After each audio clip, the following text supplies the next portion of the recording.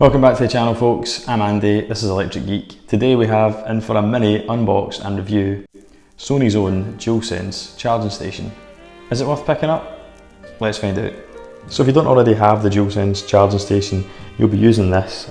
It's not long, maybe about a metre if so. It's not ideal should you need to charge your pad to be hooked up to that, especially if you have a large screen TV. You're going to be far too close to the screen, which most people, or a lot of people do have big TVs now, so that is a bit of an issue.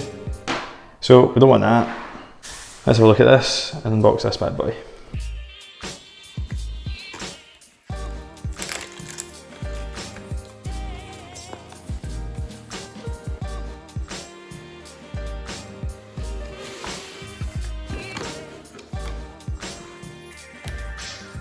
So in the box we have instructions, power cable, part A and B, and of course the charging station itself.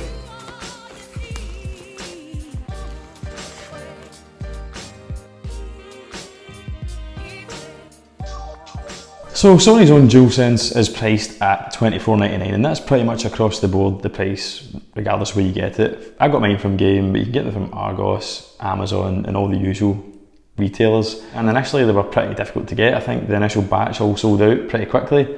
And I've only actually got mine within the last couple of months, so I've only been using it for a little bit. Sony claim that the charging station can charge the pads just as effectively as if they were hooked up via the front port. The charge takes round about the 3 hour mark if the pad is completely flat to good to go again. So the charging station has 2 ports to put your pads in, which fit in quite easily, like so. They just kind of fall into position and you get a nice audible click to let you know it's in.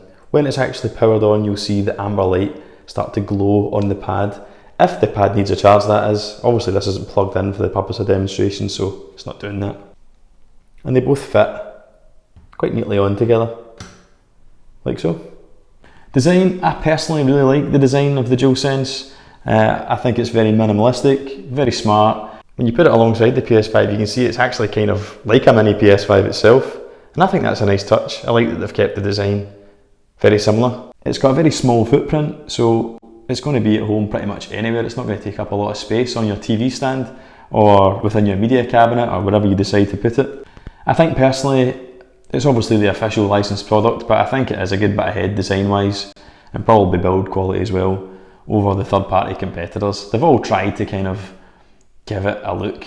Obviously they go for the white and black decor, and they've tried in different ways to mimic the PS5 style, but nothing gets it quite on the nose the way the official one does. It just has very small branding in the form of the little PlayStation logo, which is just on the top and towards the rear of the black section of the Dualsense charging station. And then also on the rear facing, is a just slightly embossed Sony logo. I never get to see that because mine is within a little Ducat within my TV unit, so I'm always looking at it front on, but I think it's a nice clean look from the front. Using the charging station myself, I've had absolutely no issues with it. It does charge the pads quickly. I don't find any variance between charging it from the front. I think it's just so much more aesthetically pleasing. Up until I got the charging station, like anyone would be, I was charging via the cable you get, and there's just no 2 ways about it. It just looks messy. See, when the pad's at the front, you might have quite a clean look, and then you've got this Dualsense and a gaggle of a cable hanging out at the front, and it doesn't matter how nice the PlayStation 5 looks. When you've got that wire at the front all over the place, it just makes it look messy and it distracts from the look of it. What I like about it is that if you decide to have a marathon sesh, not that I have loads of those these days because I've got 2 young girls, but I like that I've got that pad, that second pad good to go, and it's just a hot swap. So if I'm searching for that elusive dub in Verdansk on Call of Duty Warzone, or if I'm just getting totally lost in a AAA title like Ghost of Tsushima or something like that, something open world, then I don't have to worry about where the pad is or hook it up to a cable. I can just hot swap and stick the dead one straight back in, and I know it's good to go. I like that it looks nice and clean in my setup. It's definitely tidied things up a lot. The pads have got a wee home now, as opposed to me leaving them about or trying different places, losing them in cupboards and whatnot. I like they've got a definitive place to be. They look nice when they're in there. They don't take up any space.